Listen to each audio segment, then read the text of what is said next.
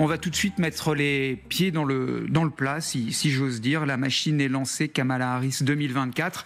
Alors elle est adoubée, la vice-présidente, mais pas encore investie par son parti démocrate. Pas grave, vous allez le voir, elle est déjà au combat. Voilà ce qu'elle a écrit hier soir. On le découvre ensemble. Nous sommes à 107 jours de l'élection. Ensemble, nous battrons et nous gagnerons. Et elle dit également qu'elle fera tout ce qui est en son pouvoir pour unir le Parti démocrate, notre nation, et battre Donald Trump. Donc on l'a compris, elle est véritablement dans les starting blocks, Kamala Harris. On va passer en revue les forces en présence, les soutiens affichés, les soutiens nettement plus prudents. On voit cela avec Emma Chala. Peut-elle être la candidate de tous les démocrates ? Quelques minutes après son retrait, Joe Biden a immédiatement soutenu Kamala Harris, appelant son parti à l'unité pour vaincre Donald Trump. Depuis hier soir, les messages de soutien affluent en direction de la candidate. Parmi les grandes figures, le couple Clinton déclare « Nous sommes fiers de nous joindre au président pour soutenir la vice-présidente Harris et nous ferons tout ce qui est en notre pouvoir pour la soutenir ». Elizabeth Warren, candidate à la dernière présidentielle, affiche sa confiance. Je suis là pour Kamala, parce que Kamala a été présente pour le peuple américain depuis de nombreuses années. Elle est prête à passer à l'action, à unir notre parti, à affronter Donald Trump et à gagner en novembre. Le gouverneur de Pennsylvanie, Josh Shapiro, affirme quant à lui sur X « Je ferai tout ce que je peux pour aider à élire Kamala Harris en tant que 47e présidente des États-Unis ». Certains sont plus réservés, comme Barack Obama. Il a rendu hier un hommage à Joe Biden, sans apporter d'appui immédiat à Kamala Harris. « Nous allons naviguer en terrain inconnu dans les jours à venir », confie-t-il dans un communiqué. Les délégués démocrates doivent se réunir à la mi-août pour désigner officiellement leur candidat. Mais signe en tout cas que la campagne est relancée. Depuis hier, le parti a récolté, en l'espace de quelques heures, plus de 46 millions de dollars. La campagne, elle est relancée, elle a déjà un nom, Harris 2024, Harris 2024. On va en parler avec Gretchen Paskalis, qu'on salue tout de suite. Elle est porte-parole abroad, donc à l'étranger du Parti démocrate. On va d'abord faire un petit tour de plateau, quelques réactions à chaud. J'ai envie de vous interroger immédiatement, Gallagher Fenwick.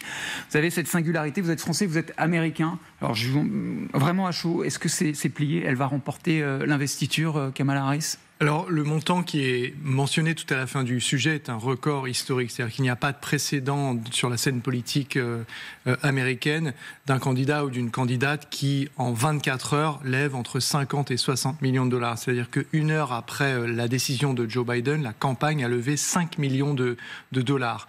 C'est un chiffre qui a énormément de sens. Pour autant, la distinction que vous faites entre le fait d'être adoubé et pas encore investi, elle est très importante. Je pense qu'effectivement, beaucoup d'étoiles se sont alignées en faveur de Kamala Harris très rapidement. On voit qu'il y avait toute une mécanique qui était prête à faire décoller cette fusée. Maintenant, on va voir jusqu'où est-ce qu'elle va et on va voir si tout le monde monte effectivement à bord.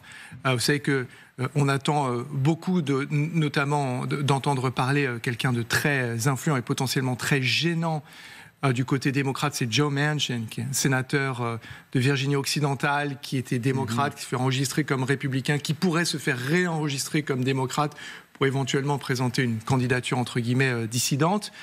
Il y a, et j'en terminerai par là, Joe Biden qui a porté tout son poids derrière celle qui a été la vice-présidente Kamala Harris.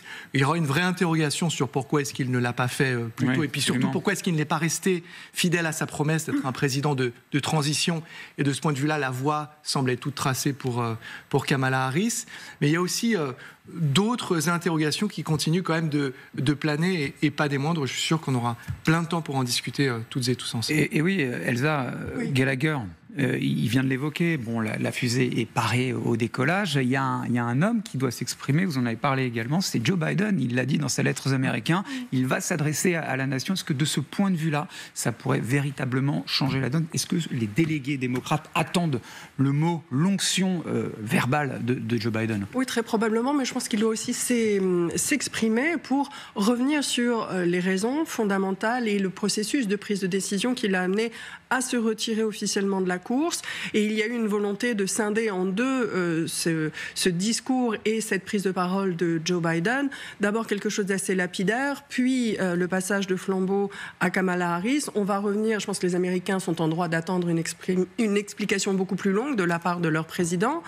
Et ensuite, probablement, un soutien plus approfondi à Kamala Harris. On sait qu'elle avait été chargée, elle l'est toujours, de gérer la question des migrations et notamment des relations avec le Mexique, et que de ce point de vue-là, elle n'avait pas particulièrement brillé, que les relations entre le président et la vice-présidente ne sont pas au beau fixe. En tout cas, on ne voyait pas en elle une héritière de Joe Biden. Lui-même ne donnait pas ce sentiment. Mais Kamala Harris, c'est aussi une femme, je pense, de première fois. Ça a été la première femme procureure d'un district à San Francisco, la première femme de couleur aussi, la première femme vice-présidente, et en cela, elle peut quand même représenter un atout, elle aussi, une personnalité qui permet de raconter l'histoire américaine, et notamment celle des démocrates, c'est-à-dire celle de migrants qui deviennent en très peu de temps, ses parents sont arrivés aux États-Unis dans les années 60, des personnalités parfaitement intégrées. Jamaïcaine et indienne. Hein. Absolument, américano-jamaïcaine et indienne, très vite intégrée au cœur de la machine à rêve américaine. Donc elle a un énorme potentiel. Reste à savoir aussi si les démocrates seront d'accord pour faire taire les ambitions personnelles et ne pas venir concurrencer Kamala Harris. Alors elle a du potentiel, hein, vous le disiez, Elsa Vidal, elle a du potentiel, elle a des atouts, des qualités. On va en parler largement tout au long de cette émission. On va parler également de ce que vous avez aussi évoqué en filigrane. Vous allez voir que les Républicains ont sorti l'artillerie lourde. On a des images à vous montrer, elles sont assez savoureuses. Mais quand même, l'un de ses atouts, et Gallagher en parlait, c'est véritablement les fonds, l'argent, le nerf de la guerre. Et de ce point de vue-là, il y a des choses qui se précisent. Cécile Bartoli devrait peut-être nous rejoindre pour nous parler un peu de la manière dont, justement, en fait, ces fonds étaient réunis. Mais c'est pas très grave.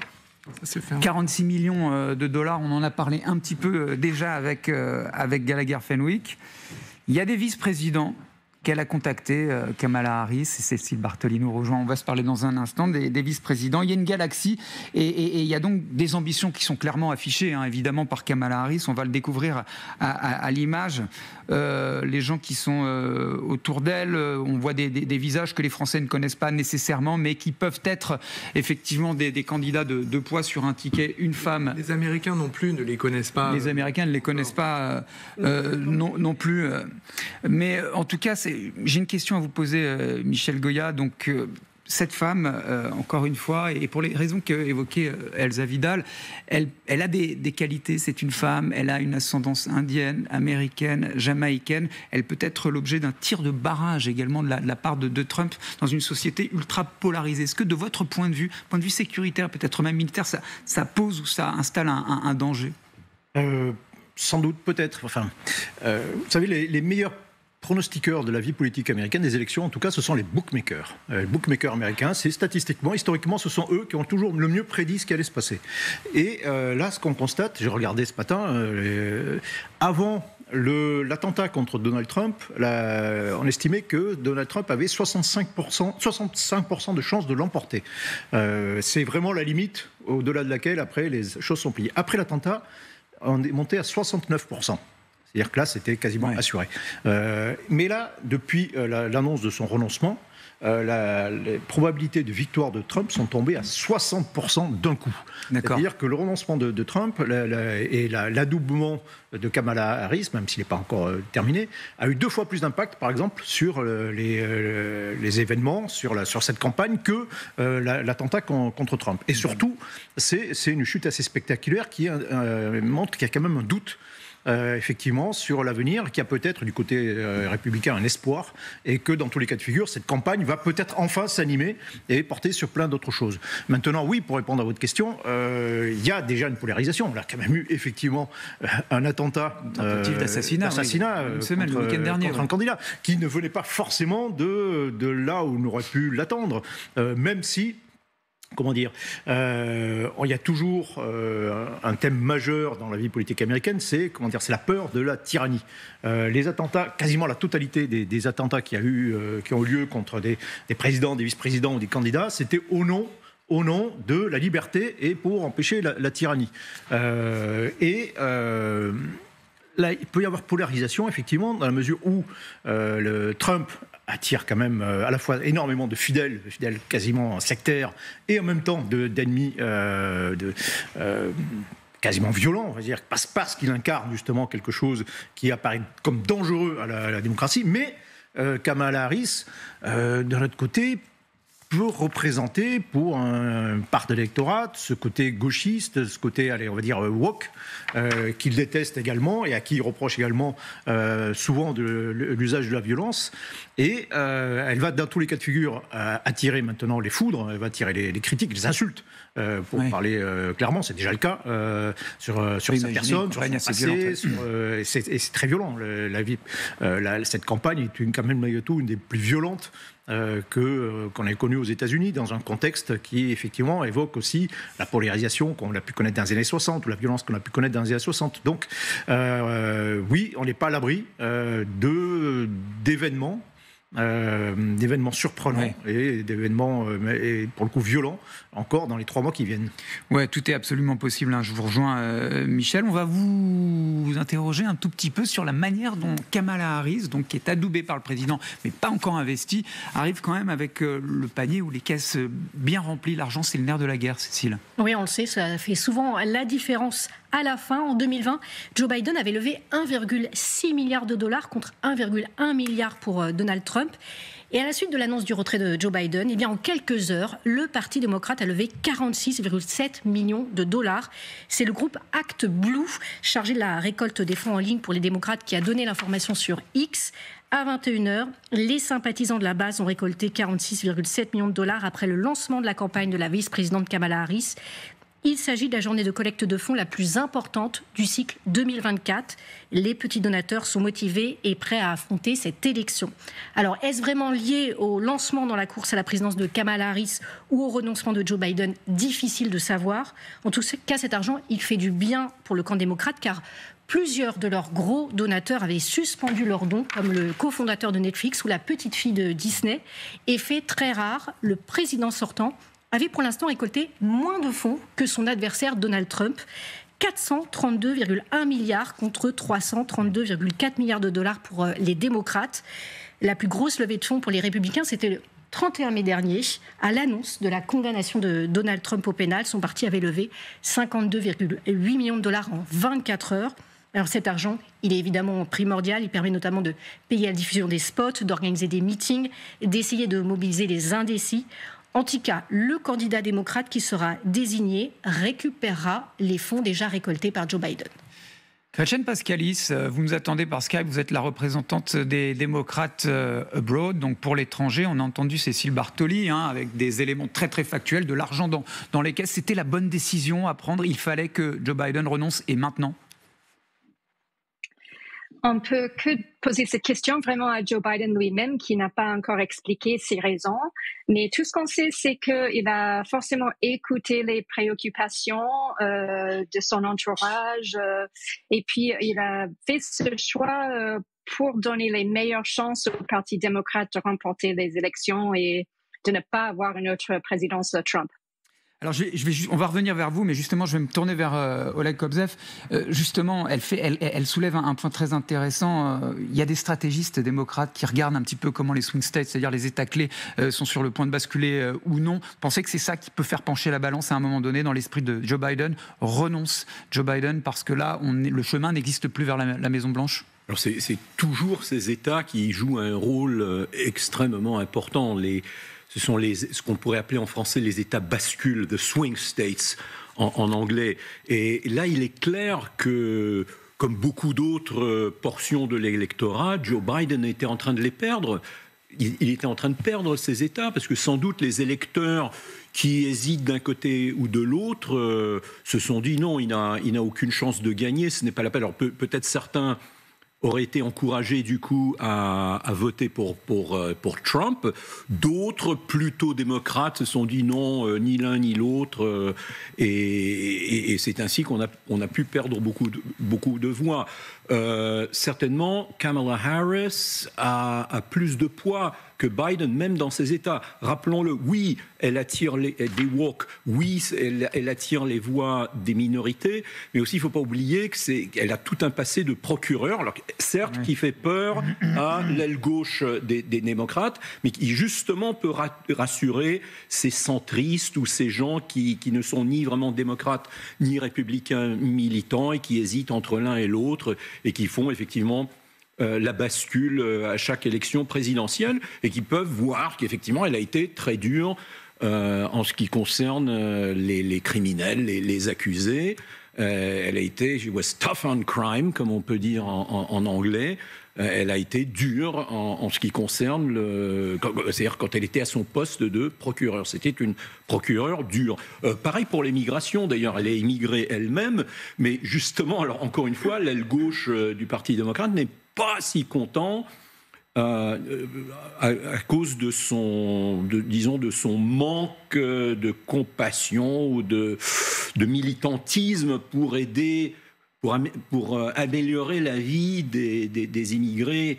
Elle est plus un obstacle, on peut dire. C'est un obstacle politique qui reste politiquement correct, un peu comme Obama d'ailleurs. C'est la continuation. On va en parler de toute façon des atouts, des qualités, des défauts peut-être d'ailleurs de Kamala Harris. Elle n'est pas anti-immigration comme Trump, mais elle n'est pas non plus très complaisante par rapport à cette immigration. Gretchen Paskalis, on a évoqué avec Oleg Kobzev l'aspect très tactique de la campagne qui s'annonce. En 6 jours, ça va aller très vite. C'est une campagne éclair. Dans la décision quand même qu'a pris Joe Biden, vous êtes très proche des cercles démocrates, il y a quand même l'aspect familial. Jill Biden, son épouse, a dû peser très nettement dans cette prise de décision. Qu'en savez-vous ?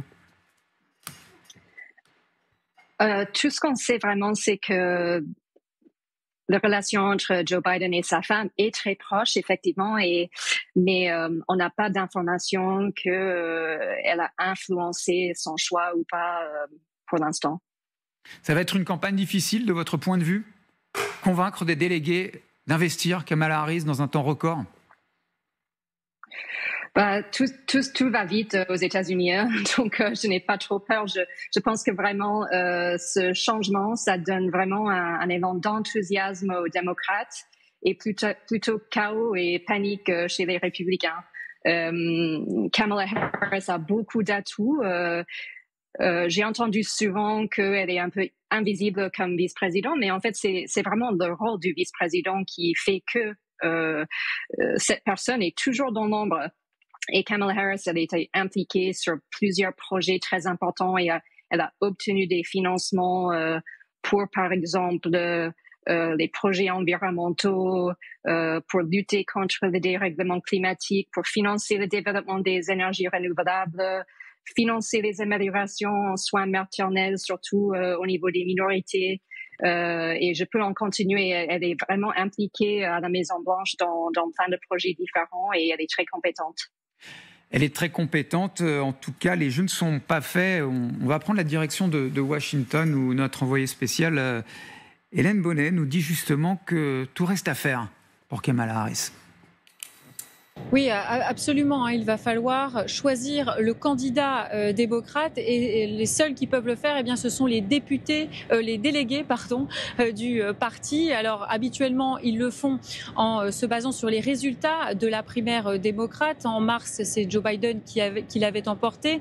Cette fois, il a apporté son soutien à Kamala Harris, mais ça ne signifie pas que les délégués vont forcément suivre son choix. Alors, ce que l'on sait, c'est que le comité national des démocrates va se rassembler mercredi pour essayer de trouver le mode d'emploi, comment désigner ce futur candidat. Il peut y avoir cette fameuse convention dont vous parlez qui pourrait être une convention ouverte. Ça signifie que plusieurs candidats peuvent se présenter, mais avec un risque, eh bien, c'est d'exposer au grand jour les divisions qui sont au sein du parti. L'autre possibilité pour notamment renforcer Kamala Harris, c'est peut-être d'organiser un vote électronique anticipé qui démarrerait au début du mois d'août. Et pour ça, effectivement, il reste assez peu de temps. Kamala Harris est bien placée. Elle a commencé à engranger les soutiens et on sait qu'elle continue de passer des coups de téléphone pour convaincre les délégations du parti de se ranger derrière sa candidature. Ouais, donc si on comprend bien, Hélène Bonnet à Washington, effectivement, les jeux ne sont pas faits. Mais alors, qui pour lui faire de la concurrence, un œil sur la galaxie Biden? Regardez son entourage. Et il y a quelques éléments de réponse, peut-être. On va découvrir ça à l'écran. Bon, on voit, par exemple, Josh Shapiro, mais lui, il s'est rallié là, déjà à Kamala Harris. Gavin Newsom, le gouverneur de Californie, mais lui aussi, il est rallié. Il y a Gretchen Whitmer. Il y a des noms. Et puis, il y a un autre homme qui n'est pas mentionné dans cette galaxie, qui incarne le rêve, la réussite américaine, Michel Goya, les valeurs fondamentales de ce pays, si j'ose dire. C'est Mark Kelly, sénateur démocrate de l'Arizona, officier de marine, astronaute, très grande carrière militaire. Ça vous parle, ça ? Bah oui, forcément, mais oui, un profil un peu aussi la John McCain, par exemple, côté républicain, bien sûr, c'est des stars. Mais un des problèmes fondamentaux, c'est que, d'une manière générale, les Américains ne s'intéressent pas forcément à la politique nationale, donc ils connaissent peu de gens. Ouais. Peu de gens, il y a vraiment peu de noms que tous les Américains, peu de noms de politiques que tous les Américains connaissent. Et si le choix se porte sur Kamala Harris, c'est aussi parce que c'est une des rares à être connue des Américains. Et s'il faut trouver quelqu'un d'autre que Kamala Harris, il faut trouver quelqu'un qui soit connu des Américains pour avoir la moindre chance. Donc un héros américain si possible, pourquoi pas. Mais ça va être très compliqué. Et là, on retrouve d'ailleurs le fait...